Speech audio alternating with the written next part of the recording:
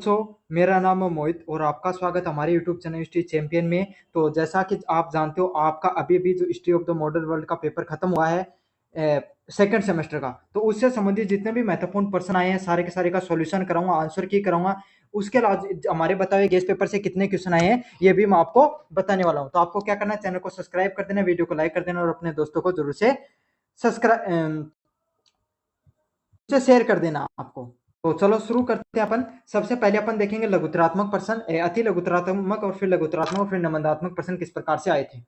सबसे पहले प्रश्न की बात करें पेट्राक। तो पेट्राक है वो कौन था, तो फ्रांसीसी पेट्राक है वो इटली के एक क्या प्रसिद्ध विद्वान व कवि हुए हैं, है ना। इनके ये क्या थे, ये पुनः जागरण के जनक माना जाता है इन्हें। इन्होंने 14वीं शताब्दी के अंदर 14वीं शताब्दी में इनके द्वारा जो लेखन का कार्य किया गया, जिससे ग्रीक और जो रोमन लोगों हैं उनके अंदर क्या था, आपके जो पुनः जागरण है वो बहुत ही अपने एक नए स्तर तक पहुंचा और इन्होंने क्या यूरोपीय जो साहित्य है उसको एक नए लेवल तक पहुंचाया था। तो मैंने ये जो अलग आपका सामने जो बड़े वाला वीडियो डाला था ना, उसके लास्ट में सारे प्रश्न मैंने कराए थे। पाप विमोचन पत्र किसे कहा जाता है, तो पाप मोचन पत्र है ये क्या है, ईसाई धर्म के अंदर क्या हो गया था, भ्रष्टाचार बहुत ज्यादा बढ़ गया था।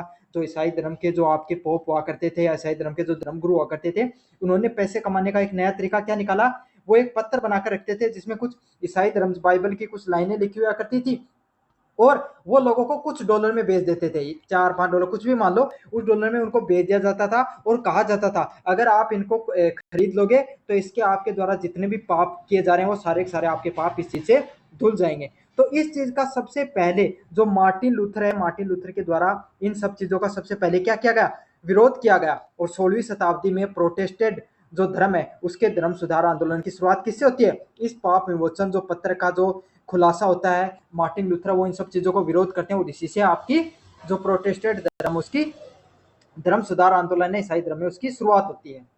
अगले वाले प्रश्न की बात करूं मैं, बोस्टन टी पार्टी क्या है, बोस्टन टी पार्टी क्या है, तो बोस्टन टी पार्टी है ये अमेरिका की क्रांति होती है। होता क्या है, ब्रिटिश सरकार ने क्या कर दिया था, ब्रिटिश सरकार के द्वारा कर लगा दिया गया था चाय के ऊपर।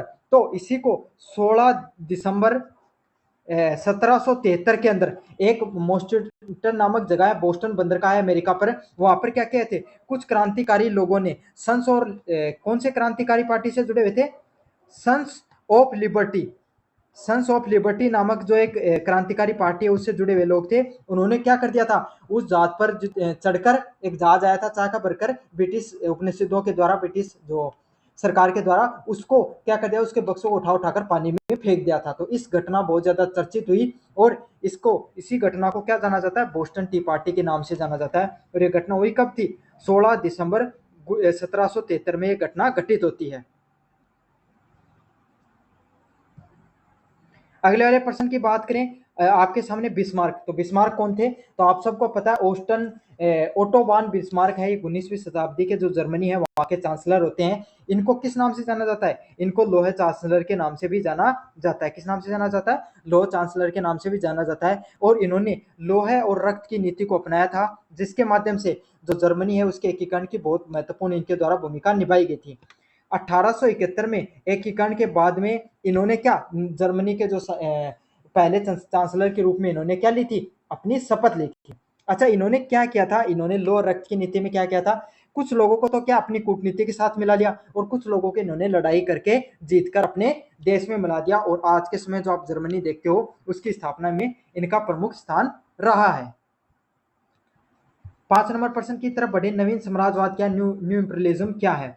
तो नवीन समाजवाद क्या है, नवीन समाजवाद क्या है, 19वीं शताब्दी और 20वीं शताब्दी के आरंभ में जो यूरोपियन जो शक्तियां हुआ करती थी अमेरिका और जापान के द्वारा, उन्होंने क्या कहता, अमेरिका और जो अमेरिका हो गई और आपके जो ब्रिटेन हो गई, इन लोगों ने क्या कर दिया था, इन्होंने अपने उपनिवेशवाद को फैलाना शुरू कर दिया था। इसमें क्या था, इन्होंने व्यापार पर नियम, पहले जो अंग्रेज हुआ करते थे भारत में क्या करते थे, व्यापार करने के लिए आए थे, लेकिन फिर इन्होंने धीरे धीरे नीतियों को बदलना शुरू कर दिया और इन्होंने राजनीतिक रूप से और नियंत्रण करना शुरू कर दिया। तो इसी को किस नाम से जाना जाता है, नवीन साम्राज्यवाद के नाम से जाना जाता है। इससे क्या हुआ, अफ्रीका और एशिया के बहुत बड़ा हिस्सा इन लोगों के नीचे आ गया, इन लोगों के अधीनता में आ गया। 6 नंबर प्रश्न की बात करूं, तीनचिन की संधि क्या है। तो तीनचिन की जो संधि है ये किस किस के बीच के में हुई थी, ब्रिटेन के बीच में, फ्रांस के बीच में, रूस के बीच में और अमेरिका के बीच में। किस किस के बीच में हुई थी? ब्रिटेन, फ्रांस, रूस और अमेरिका के बीच में ये संधि है वो आपको देखने को मिलती है। इस संधि में क्या हुआ था? ये अफीम का जो युद्ध है उसको खत्म होने के बाद में संधि की गई थी। इसमें क्या होता? चीन को कुछ नए बंदरगाह खोलने थे। उस बंदरगाह खोलने के लिए इन्होंने क्या किया? ब्रिटेन, फ्रांस, रूस और अमेरिका को अपने यहाँ पर आने की, यात्रा करने की अनुमति दे दी थी, तथा जो अफीम का व्यापार है उसको करने की भी उन्हें कानूनी जो मान्यता देनी पड़ी थी। तो इसी चीज से क्या हुआ था? इस जो संधि से जो अमेरिकी और यूरोपीय जो शक्तियां, उस पर प्रभाव और बढ़ गया था। अगले वाले प्रश्न, 7 नंबर प्रश्न की बात करूं, बोल्शेविक क्रांति किस नाम से जाना जाता है? तो बोल्शेविक क्रांति को किस नाम से जाना जाता है? तो बोल्शेविक क्रांति है ये 1917 के अंदर हुई थी। कहां पर? रूस के अंदर देखने को मिली थी। यहाँ पर जो व्लादिमीर लेनिन के नेतृत्व में ये जो क्रांति है वो देखने को मिलती है। इसमें जो बोल्शेविक जो पार्टी है उसने क्या कर लिया था? रूस पर कब्जा कर लिया था, और जो जार साम्राज्य था उसकी क्या हो जाती है? यहाँ पर जार साम्राज्य उसकी समाप्ति देखने को मिलती है। और ये दुनिया में पहली कम्युनिस्ट या साम्यवादी जो आपकी क्रांति देखने को मिलती है। इसका क्या उद्देश्य है? साम्यवादी लोगों का समाज में समानता और मजदूरों को अपना हक दिलाने का इन्होंने कार्य किया था। 8वें नंबर प्रश्न की बात करूं, नाजीवाद को किस नाम से जाना जाता है? तो नाजीवाद को किस नाम से जाना जाता है? एडोल्फ हिटलर के द्वारा नेतृत्व में जो जर्मनी है उसको एक फांसीवाद विचारधारा पनपी। ये विचारधारा का भाई 1930वीं शताब्दी के आसपास दशक में ये विचारधारा निकल के आई, जहां पर नक्सल के भेदभाव के आधार पर लोगों को हिटलर ने अपनी सरकार बनाई, तानाशाही का जन्म दिया, और द्वितीय विश्व युद्ध में इन्होंने नाजी जो यहूदी लोग होते थे उनको बहुत सारे लाखों में की संख्या में उनको मारने का इन्होंने कार्य किया।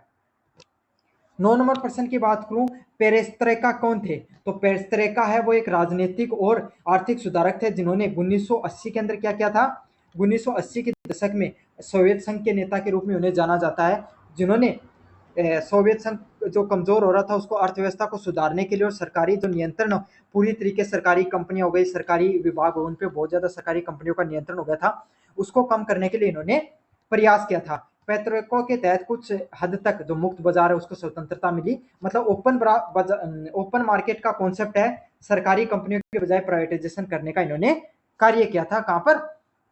रूस के अंदर। चलो अब आगे 10 नंबर प्रश्न की तरफ बढ़े। मार्टिन लूथर किंग जूनियर कौन था? तो मार्टिन लूथर किंग जूनियर है ये अमेरिका के एक महान जो नागरिक के रूप में जाना जाता है, अधिकार नागरिक के रूप में जाना जाता है, जिन्होंने 1950 से लेकर 1960 के बीच में नक्सली भेदभाव और रंग के भेदभाव के ऊपर अफ्रीकी और जो अमेरिकी लोग हैं उनके लिए एक शांतिपूर्ण आंदोलन चलाया, जिसमें इनको ये माना था कि हिंसा के बिना भी समानता हासिल की जा सकती है। और इनके द्वारा जो उनका जो स्पीच है, आई हैव ए ड्रीम, जो मैंने आपको पढ़ाया हुआ था इंग्लिश लिटरेचर में, उससे लोगों को प्रेरित किया, और इन्हें 1964 में क्या मिला? नोबेल पुरस्कार मिलता है। तो ये आपके सामने जो पूरा का पूरा पेपर है, निम्न लघुतरात्मक प्रश्न थे। अब आपके सामने बात करूंगा जो छोटे वाले प्रश्न आए थे, जिसमें ले कौन सा आया था? एक तो महाद्वीपीय प्रणाली देखने को मिला था, डॉक्टर सन्यात सेन और मुसोलिनी, उस पर आपको टिप्पणी देखने को मिली थी, साथ के साथ राष्ट्र संघ पर भी आपको टिप्पणी करनी थी। अब आपके यूनिट नंबर फर्स्ट की बात करूं, फ्रांस की क्रांति के कारणों और परिणामों पर आपको क्या करना है?